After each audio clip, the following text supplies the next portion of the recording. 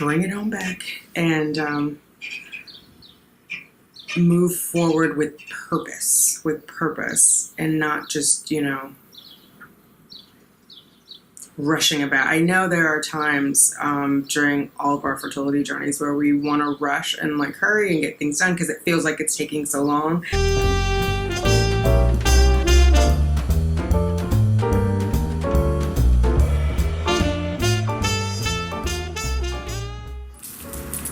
Hi, thanks for clicking on Simply Tanika. I am Tanika. If you are new here, welcome. Hit that subscribe button. Let's hang out a while. If you are returning, welcome back. What's up, fertility fam? We gotta do what?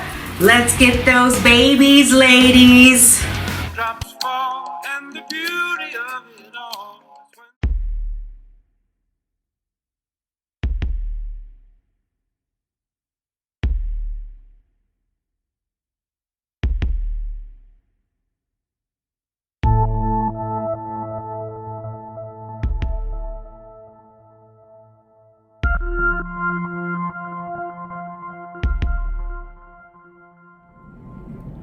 All right, we just did a follicle scan. I have 6 follicles. I've got 3 on each side. The largest one is 8. Talked to Dr. O, who just got back, and we're gonna wait. We're gonna try one more time to see. I have to track my ovulation earlier and then catch it so we can prime, because he said we could do it without, or we could try birth control, but that doesn't necessarily, he's worried that the birth control will impact negatively the quality of the eggs. So we're gonna stick to the plan. I'm gonna track ovulation sooner, so we get to do it all over again. What's up, fertility fam? How are you? All right, so I'm home. I don't know if I said it earlier while we were at the doctor's office. Today is the 15th of July, it's Monday. I definitely told you guys what was going on with this cycle. So I just kind of want to recap what I discussed with the doctor. There were 3 options that we discussed. One was to have skip the priming altogether, right? And just go right into stems, which would have been today. Obviously not ideal. Priming is better.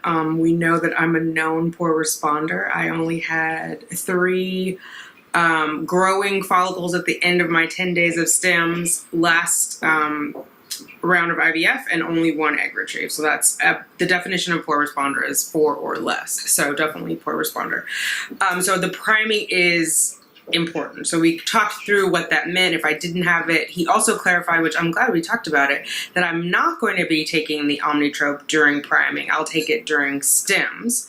And he's going to review my other instructions, because I told him in the calendar that Jane gave me, that nurse Jane gave me, that it said Omnitrope during priming. And he doesn't call it priming. I can't remember. I think he calls it prepping, but it's the same thing, right? The luteal phase preparation. And so he clarified it would just be Septitide and the one I always forget, the estrogen pills twice a day. So ideal situation, have the priming, then have the stems. Perfect case scenario. However, because we couldn't verify if I ovulated, right? So either I did and it was super early, which is why when I went in for my testing last week, my progesterone was low, my estrogen was high, because it could have been, it lowers before you start your cycle, which is how you have a bleed, is that the progesterone drops and so the lining breaks apart. However, it could have also been an ovulatory cycle, and I didn't, so we don't know. So what he said was, if I was kind of hell-bent on, not hell-bent, if I was okay with doing the priming and waiting, that we would start testing earlier. So I got these Wanbos. Yeah, we're gonna kick it old school. And he recommended that I start testing on cycle day 9. Remember, I was meant to do it cycle day 10 this last time, and I didn't do it until 11 because I forgot. I actually think I'm gonna start on 7 and just see where we land. That wasn't the point I was making though. Where was I going with this? Oh, so the risk is for waiting to prime is if I did not ovulate this last time, or if I don't ovulate this time, right? Then that we take the test and we're kind of in the same boat. But he said if there was no hurry, like vacation or anything else, his recommendation was to wait. Not in a hurry, so I'm going to wait. The third option that I proposed was, what about oral contraceptive or some form of birth control? And he was clear that would not get me to priming. That would actually negate priming because we would do that instead. And that studies have shown that you yield less follicles and then therefore eggs when you have, when you're a poor responder, advanced maternal age, and you use the birth control, hormonal or oral or oral hormonal. So those were the three options that he laid out. So having all of that in mind, I think I made the right decision. I made the decision that was right for me. Let me say that. That's what I feel most comfortable moving forward with, that protocol. So back to square one. Delayed is not denied. So it is day 4. So in 3 days, we will begin the testing again. In the meantime, it gives me an opportunity to get caught up on my vitamins and my exercise and all that fun stuff. And this means retrieval would be probably mid to late August, so around, I think, August 18th is what it looked like when I looked at the calendar, August 18th, 19th. I'm also taking, now I'm going to take it every day, my myofolate, which is the myo-inositol and folate. So this, the myo-inositol is meant to help encourage ovulation.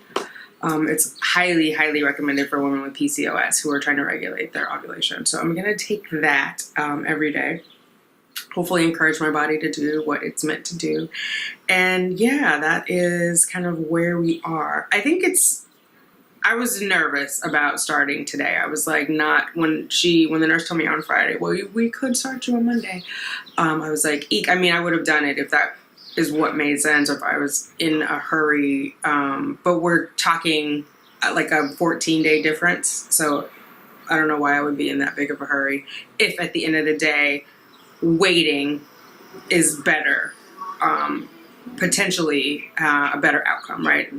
We have no crystal ball, which is what Dr. O said to me. There is no crystal ball. We don't know. However, based on the information that we have, the data, the statistics, etc., that makes the most sense. Now, mind you, I could end up in the same boat and then we go forward and I don't have priming, but I do want one more chance to see. By taking the estrogen and taking the cetrotide ahead of time, it helps to recruit, or it helps during recruitment of the follicles, right? Because they happen in the luteal phase before, and so that just helps, and it calms down like FSH and LH, and we know that FSH needs to be ideally below 10 for good response. Anything between 10 and 20 is like iffy. Anything over 20, I won't even get to move forward. So I think all things considered, this is the best way forward. And so, yeah, so that's my update. That is what's going on. We are on O-Watch again. And yeah, I'm going to take care of myself. I did have a maca shake on Saturday. I'll probably have one tonight. Maca is also good for encouraging ovulation. I haven't even started my acupuncture yet, so I do kind of need to get on the ball and get things in order. I think that is also what was catching me off guard when she was like, you're going to start on Monday, because I thought, well, for sure I'll have notice because we have to confirm ovulation, and then 7 days after that is like the injection. And so, yeah, I just think bring it on back and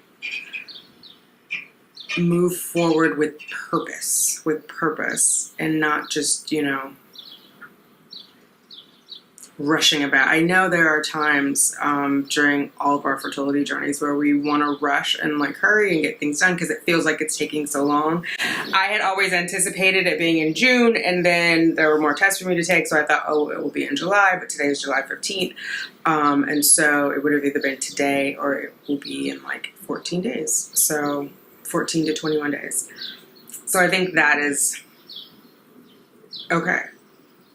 If that is the path to a better outcome, I think that's absolutely okay. Than rushing and then, because the like wonky alternative, which we didn't really, I'm not counting it as an alternative, is that I could have gone through the stems, seen how well I responded, and then if I didn't get more than 4, don't do the retrieval. But then I've wasted the medicine, I've put my body through all that. So that's why I'm saying that it's an option, but not one that I really wanted to consider.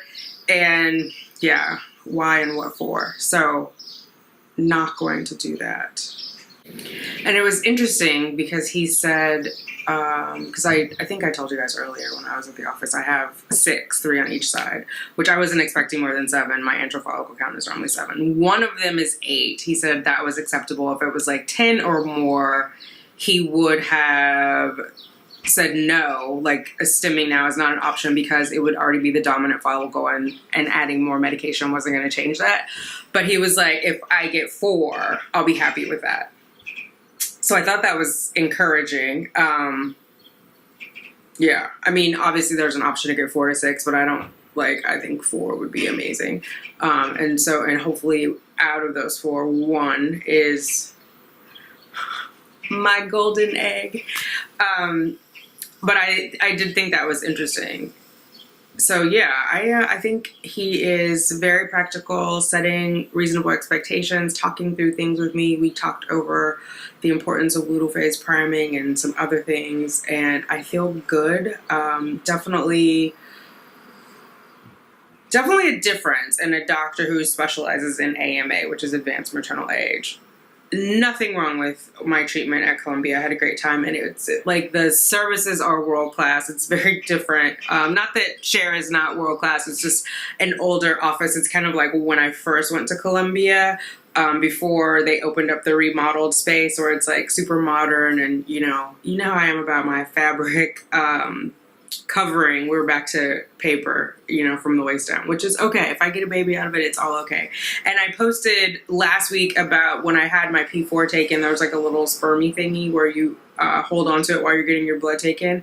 And Vintage Mommy is her IG name, but she still has the other one, Little House in the Big City or Little House in NYC, one of those. Anyway, she was saying that's where she made Goldie, was at Sharon. Someone else told me, and she did that through IVF. Someone else told me they had a successful IUI there. And then Mommy C, Mama Ty also had a successful IUI at Cher. My acupuncturist was saying, this is what they do. They have a specialty of advanced maternal age. They have that experience and that reputation. And so I feel good overall. I did not have a bad experience at Columbia. I just want to be clear because I know a lot of people were like, why did you switch? I didn't. I don't have the luxury of years. And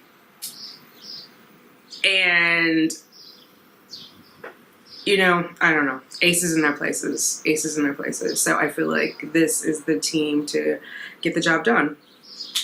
And, of course, the big man upstairs. So, yeah, that's where we are. Send me your prayers. Send me your baby dust, as I am sending it to you all as well. We're on the road. The ride might be slow, but it will be productive. All right, ladies, I'll talk to you later. Bye. Baby dust to us all.